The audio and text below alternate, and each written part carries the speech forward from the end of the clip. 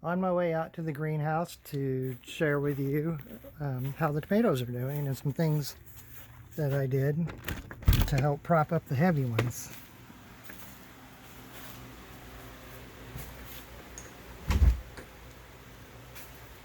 So I haven't shown you this in a few weeks. So there's the okra, just doing fine. We're actually getting okra off it now. Not quite enough in one day for a meal, so we have to save a couple days.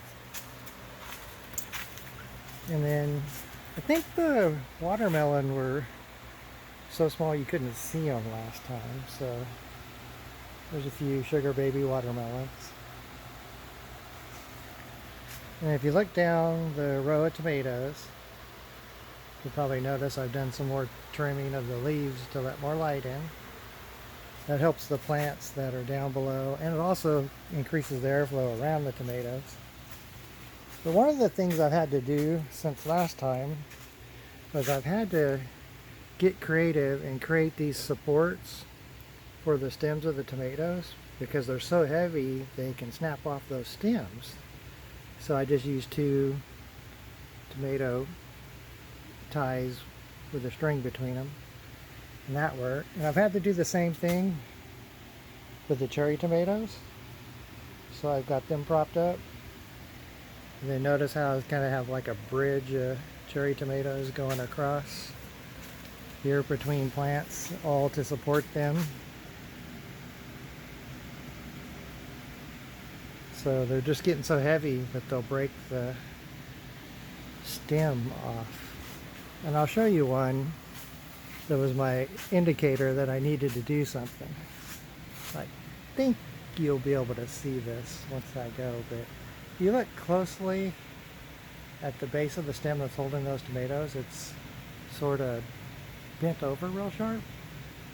That's the one that told me, oops, I better start supporting some of them. So, as I'd mentioned before, I'm growing these tomatoes single stem, which means that you trim the leaves as it grows, so you don't trim them all off at once, but as it gets taller and taller, you trim the lower leaves, so you can see where I've cut them, right? And then you still leave leaves on it, right?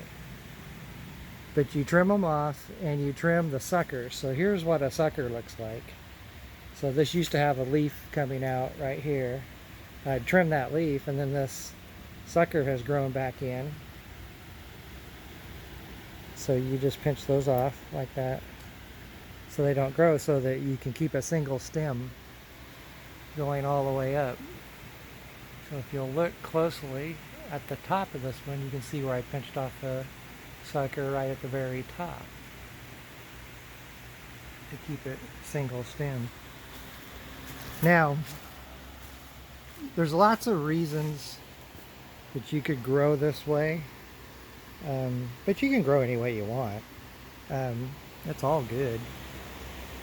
For me, I can get a lot of varieties of tomatoes in a small place. So in this 12-foot long bed, I have 14 different tomato plants. And then, of course, under it, I have planted peppers and kale, and then the different kinds of tomatoes, aroma tomatoes down here. So they're growing the single stem, and then also trimming the extra leaves off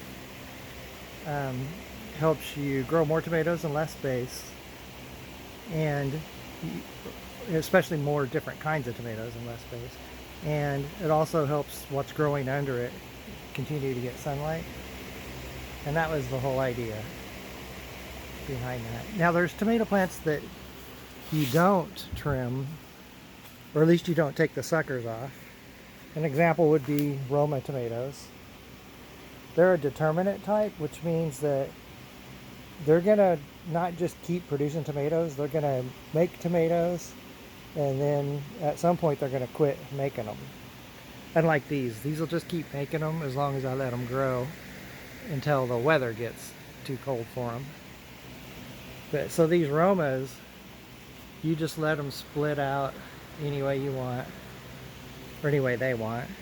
And then I support the branches. So one of the things I didn't really point out before was down along the base of these tomato plants, when they were really small, I ran a piece of aluminum wire from one end of the bed to the next. And so you might be able to see it better on these peppers.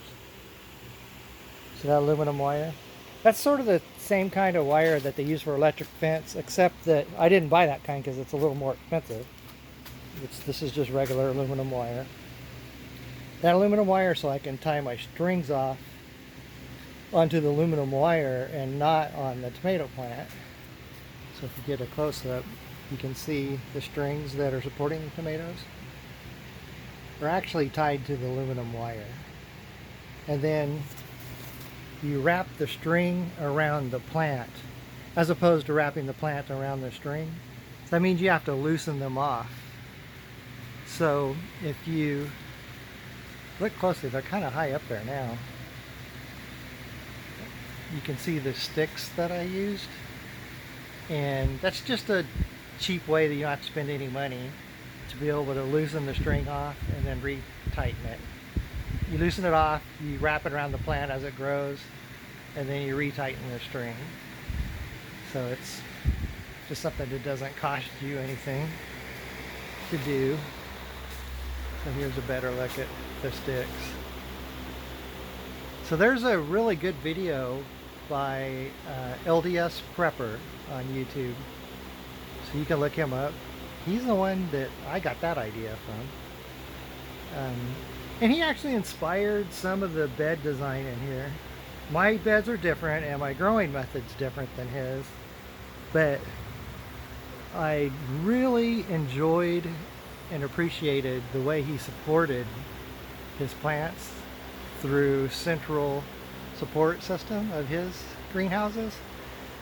And even though my support system is quite a bit different than his, it is inspired by it. So it has many of the same functionalities as his does. So that's another guy. And then I would say that Roots and Refuge, Jess from Roots and Refuge, and the guys over at I forgot their name, so I won't even mention it. Anyway, a few inspirations, you know, of getting ideas of how to do things so that you're not always having to figure it all out yourself. You can look at some really good examples from others. So anyway, the only thing I want to really show you before I go is that the broccoli started forming. The little broccoli's down in there. It wasn't going last time I did a video. There wasn't any heads. And then maybe just a quick update looking down at the green beans and then back across to the raspberries in the foreground and the blackberries in the background. I didn't have the supports up last time, so now there's supports up and they're growing. And even on these first year raspberries, they're starting to get buds and flowers, and they'll have a few raspberries on them. No sign of that yet on the blackberries. They typically grow their berries on the second year runners, so you might not get much out of them. Anyway, thanks for listening. Go ahead and comment or ask questions in the comment sections if you need to. And I hope everybody has a blessed day.